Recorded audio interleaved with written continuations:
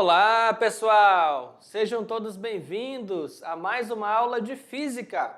Eu sou o professor Maicon Maciel e essa é a nossa aula de número 38.2, aquela aula de revisão dos conteúdos, aí onde nós vamos resgatar os principais conceitos trabalhados, tudo bem, pessoal? E que conceitos eram esses, né? Olha só, falávamos sobre a conservação da energia, ok? Então vamos parar para refletir um pouquinho aqui sobre essa conservação da energia. Existem forças, né? Como por exemplo a força-peso, tá? A força elástica. E forças como a força-peso e a força elástica, elas são classificadas com o que nós chamamos de força conservativa. A palavra conservativa já dá uma dica, né, do que elas fazem. Por que conservativa? Quando essas forças realizam trabalho sobre o corpo, esse trabalho não vai depender da trajetória feita, não vai depender do caminho. Então, quando eu tenho força-peso e força elástica, dita força conservativa, o trabalho que elas realizam não depende do caminho, ou não depende da trajetória. Quando isso acontece, eu estou falando o quê? Que a energia mecânica total é conservada, ou seja, o trabalho ele vai ser simplesmente calculado ali considerando o ponto inicial e o ponto final, né? Eu tenho o seguinte, a energia potencial num ponto menos a energia potencial no outro ponto. E aí eu consigo chegar na expressão do trabalho. Por outro lado, você vai ter forças como, por exemplo, a força de atrito, que não são forças conservativas. E aí, se ela não é conservativa, ela vai ser dissipativa. E a palavra, olha só, dissipativa, vai te dar uma dica. Dissipar é algo que você perde, que você cede para o meio. Então, são forças que, quando elas realizam trabalho, a energia mecânica total não é conservada. Ou seja, ela não consegue retornar ao sistema, ela não se converte de volta ao sistema. Ela é perdida do corpo para o meio. Então, ela vai ser o quê? Dissipativa. Tudo bem, pessoal? Então, vamos nessa. Olha só, conservação de energia. Força conservativa, o trabalho que ela realiza, não depende do caminho. Por quê? Porque a força, quando ela é conservativa, ela está relacionada com uma função potencial. E essa função potencial, ela pode estar ali para um ponto inicial e um ponto final. Sendo assim, o trabalho para essa força conservativa consegue relacionar apenas pontos de início e final, não dependendo da trajetória. Então aqui nesse caso, o trabalho realizado de A até B vai ser o quê? Então olha só, imagina que eu tenho aqui o ponto A, tenho aqui o ponto B, tá? E aqui um plano, e eu tenho uma esfera, ela desceu daqui para cá, certo? Aqui eu vou ter a minha cota, então vai ter a altura de A, né? E aqui a altura de B. Nesse caso, pessoal, se essa esfera rolou daqui para cá, o trabalho, né, vai ser aqui, ela caiu daqui para cá, ela vai ser o quê? Energia potencial no ponto A, que é o ponto mais alto, menos a energia potencial no ponto B, tá? Então ela estava aqui, foi solta e desce aqui. Energia potencial inicial menos energia potencial final. Para esse teorema ser verdade, o corpo deve estar sujeito apenas a forças conservativas. Ok? Continuando. Em contrapartida, né, se a força não for conservativa, ela é uma força dissipativa. E isso vai acontecer o quê? Quando o trabalho ele vai depender do caminho. Então, não existe energia potencial relacionada. Assim como eu falava no caso da força conservativa, que a força tinha uma relação com o potencial, aqui na força dissipativa isso não vai acontecer, tá? Então, quando eu for calcular o trabalho, não vai ser energia potencial num ponto menos energia potencial do outro ponto. Se eu tenho uma mesa e eu vou deslocar aqui um bloco, se eu desloco ele em linha reta de A até B, é um trabalho. Se eu desloco ele formando um arco de parábola, o trabalho vai ser outro. Se eu desloco ele formando um zigue-zague, o trabalho vai ser outro, tá? Porque nesse caso aqui, se trata da força de atrito. E a força de atrito, ela é uma força dissipativa. Logo, esse trabalho depende do meio, né? Depende da trajetória. Tudo bem, pessoal? Continuando. Conservação da energia mecânica. Então, a energia mecânica, né, ela vai ser dita total quando você fizer a soma da energia potencial mais a energia cinética. Então, assim, em qualquer ponto que você pegar, né, tem uma esfera se deslocando de um ponto ao outro, né? Qualquer ponto que você pegar e somar a energia potencial e a energia cinética, você vai ter a energia mecânica total, né? Ou seja, está conservado ali. E o princípio da conservação da energia vai dizer o quê? A energia ela pode ser transformada de uma forma em outra, mas não pode ser criada, não pode ser destruída. A energia total é constante, tá? E aí o James Prescott Joule, ele faz os experimentos lá, né? Por exemplo, no caso da força de atrito, e aí você lançou um bloco com energia cinética inicial e depois de um tempo esse bloco ficou parado, então velocidade igual a zero, né? Aí você fala assim, ué, mas ele tinha energia cinética, né? O bloco está no solo, então a energia potencial dele é nula, energia potencial igual a zero, mas ele tinha energia cinética. Aí chegou aqui, energia potencial também igual a zero e energia cinética também igual a zero. Aí você fala, mas tem coisa errada aí, né? Tem coisa errada aí, não era para se conservar? Então, mas como se trata aqui de atrito, eu empurrei ele numa superfície que tem rugosidade, tem atrito, então ele tinha energia cinética e agora não tem, significa que esse trabalho ele foi perdido, né, na forma de calor. Ou seja, ele também não foi destruído, ele foi transformado na forma de calor. Tá? Então, em casos de situações com forças dissipativas, a energia total não se conserva, ela é cedida, dissipada na forma de calor. Se trata apenas de força conservativa, então a energia mecânica total é conservada. Havendo o quê? Pequenas variações ali, alterações no valor da energia cinética, no valor da energia potencial, porque elas vão se convertendo entre si. Tudo bem, pessoal? Então, olha só, agora eu vou dar um tempo, tá, para você fazer as questões e daqui a pouquinho a gente volta.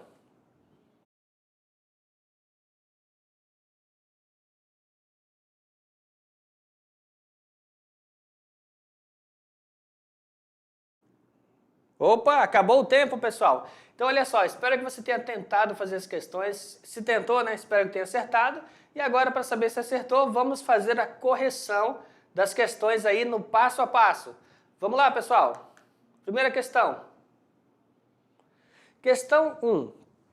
O desafio internacional, né, de maratona mountain bike do Acre Race, em sua quarta edição, configura-se como um dos maiores eventos esportivos nacionais de longa duração em apenas um dia, né, com aproximadamente 130 quilômetros, realizado em Rio Branco, Acre, abrangendo também os municípios de Porto Acre e Bujari.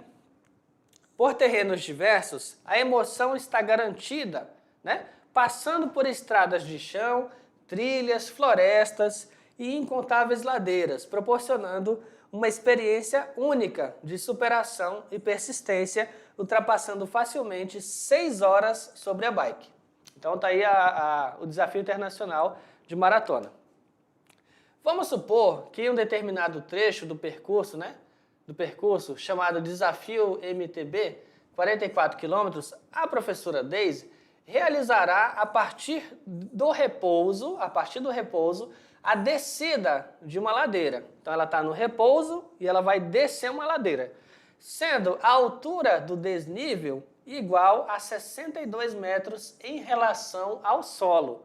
Então olha só, é uma questão, vamos refletir um pouquinho aqui, é uma questão que ele fala para você que está em repouso, né? Vai partir do repouso, então a energia cinética inicial é zero, vai ter uma altura inicial, então ele vai ter uma energia potencial que não é zero, aí lá no final ele vai ter uma energia potencial que é zero e uma energia cinética que não é zero, ou seja, ele vai converter de uma forma de energia para outra, ou seja, aqui ela tem energia potencial e vai se converter em cinética. Aqui ela vai ter o quê? Energia cinética nula, ela vai ganhar energia cinética. Continuando. Desprezando as resistências, adotando a massa do conjunto igual a 74 kg, a velocidade fictícia aproximada da bike e da sua energia cinética em unidades do Sistema Internacional, ao passar pelo ponto mais baixo do percurso, serão respectivamente. Então vamos lá. Né? Conforme observado na figura ao lado, conforme o princípio da conservação da energia, sabemos que a energia mecânica em A é a mesma que a energia mecânica em B. Né? A gente não está analisando aí forças dissipativas. Então, eu estou considerando o seguinte: energia mecânica total no ponto A e energia mecânica total no ponto B.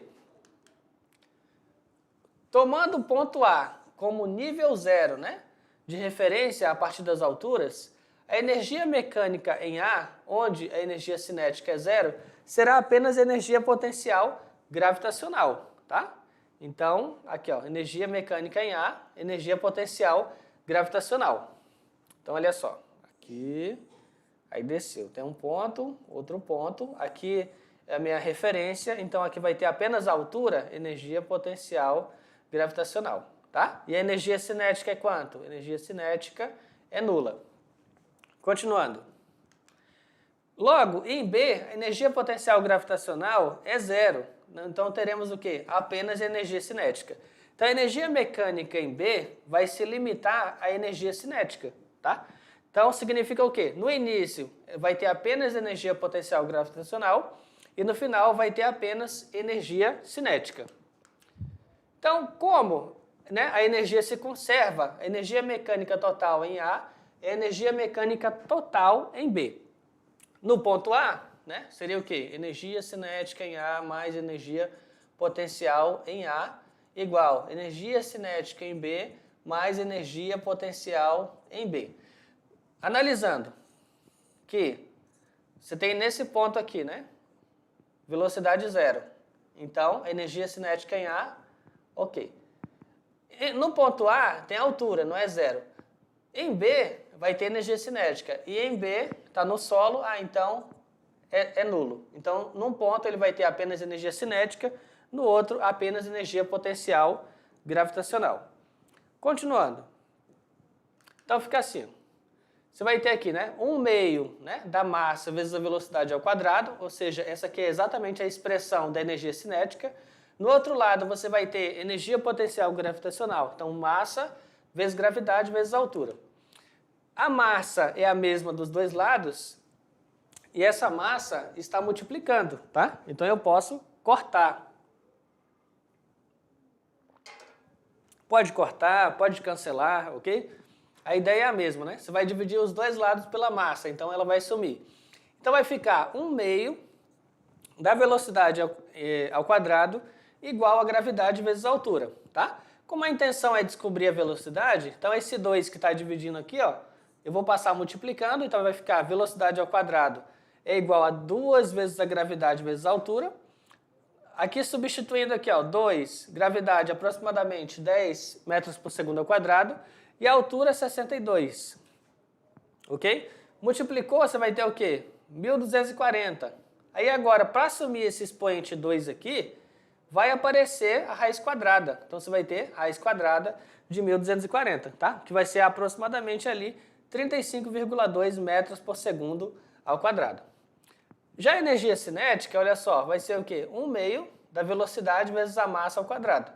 Ou seja, a velocidade aqui eu já tenho, né? A velocidade aqui, no final, eu já tenho, 35,2. Aí agora, a energia cinética final dele ali, no outro ponto. Massa, velocidade ao quadrado. Então, 1/2 de massa, 74.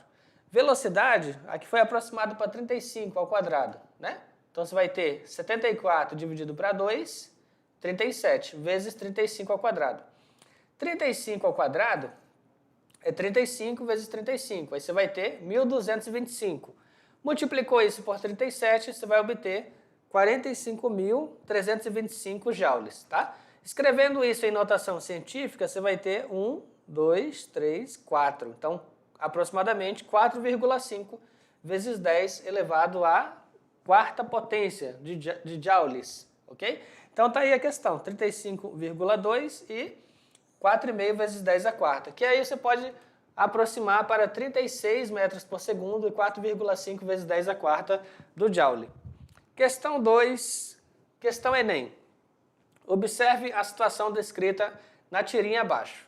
Então, olha só, inicialmente, né, tem aqui uma pessoa com um arco e flecha e ele está mirando exatamente na maçã, tá? Ele está mirando exatamente na maçã. Será que ele vai acertar a maçã desse jeito? Aí vem uma garota, uma menina, uma jovem, e ela fala assim, ó, você quer matá-lo ou acertar a maçã? Então já faz essa pergunta, né? Por que ela faz essa pergunta? Ele está mirando exatamente na maçã, mas ele vai acertar a maçã? Aí vem a pergunta, você quer matá-lo ou quer acertar a maçã? E essa menina, ela vai orientá-lo. Olha o que ela diz aqui, ó. Você deve mirar mais para cima para compensar a gravidade. Então tá vendo que aqui, ó, a trajetória que era essa aqui que ele estava mirando, ele subiu um pouco mais, agora é essa aqui, ó. Ou seja, vai compensar a gravidade. Significa que ela já sabia que é um lançamento oblíquo. Então ele vai fazer uma trajetória parabólica, né, para chegar no ponto onde ela quer. E aí ele solta a flecha, aqui ó, comemorou, né, comemorou, e aqui a flecha acertou a maçã. E aí ainda bem, né, que a Lisa chegou, ou seja, ainda bem que ela chegou. Ufa! Significa que se ela não dá orientação, ele não acertaria a maçã. Assim que o menino lança a flecha, a transformação de um tipo de energia em outra.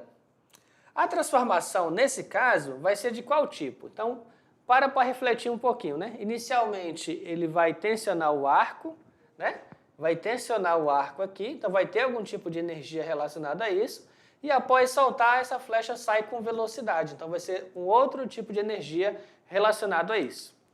Então, as opções. Energia potencial elástica para energia gravitacional, energia gravitacional e energia potencial elástica e energia cinética, cinética e energia potencial elástica, gravitacional e energia cinética. Então, olha só, neste caso, temos a energia potencial elástica inicialmente, e com a deformação do arco pelo arqueiro, ela se transforma em energia cinética, ocasionando o movimento da flecha. Então, inicialmente, quando o arco está tensionado, existe uma energia potencial elástica associada ali. E quando ele solta, ela se conserva, a energia mecânica se conserva, mas ela se transforma, né, para energia cinética, porque aí a flecha vai ter movimento. Tudo bem, pessoal? Então, questão Enem, se liga no Enem. Questão 3. Uma das modalidades presentes nas Olimpíadas é o salto com vara. As etapas de um dos saltos de um atleta estão representadas na figura. Então, vamos ver as etapas aqui, ó. Na primeira etapa, ele está o quê? Correndo com a vara. Tá bom. Na segunda etapa, o atleta apoia a vara no chão. Na terceira etapa, o atleta atinge certa altura. Olha lá, ó. Ele atingiu certa altura. E na quarta etapa, o atleta cai em um colchão. Desprezando as forças dissipativas, ou seja, resistência do ar, atrito, tá? Não levando em consideração nada disso, para que o salto atinja a maior altura possível, ou seja, o máximo de energia seja conservada, é necessário que... O que tem que acontecer? Vamos ver. Então, letra A energia cinética representada na etapa 1 seja totalmente convertida em energia potencial elástica representada na etapa 4. A energia cinética representada na etapa 2 seja totalmente convertida em energia potencial gravitacional representada na etapa 4. A energia cinética representada na etapa 1 seja totalmente convertida em energia potencial gravitacional representada na etapa 3. D. A energia potencial gravitacional representada na etapa 2 seja totalmente convertida em energia potencial elástica representada na etapa 4. E, olha só, pessoal, resposta letra C. A energia cinética, representada na etapa 1, seja totalmente convertida em energia potencial gravitacional da etapa 3. Mas vamos refletir sobre essa resposta, né? Então, olha só, por que é essa resposta? Vamos lá. Para que se atinja a altura máxima, é necessário que a energia mecânica no primeiro momento, né? Que no primeiro momento é essa aqui, ó, etapa 1, tá? é o quê? Energia cinética. Seja maior possível ou máxima. Pelo princípio da conservação da energia, quanto maior a velocidade, maior será a altura, pois a altura cresce com a velocidade ao quadrado. Então, olha só, nesse caso, aqui, ó, essa energia da etapa 1, e aqui na etapa 3 você vai ter aqui letra C, tá? Energia cinética e energia potencial gravitacional. Pessoal, aí para a próxima aula temos o pré-requisito, tá? Assistir ao vídeo Teorema do Impulso, tá? Mãozinha na física. Então é um vídeo aí curto de 18 minutos. Então, pessoal, olha só. Esta foi a nossa aula de hoje, tá? Eu espero que você tenha gostado e, ei, até a próxima. Tchau, tchau.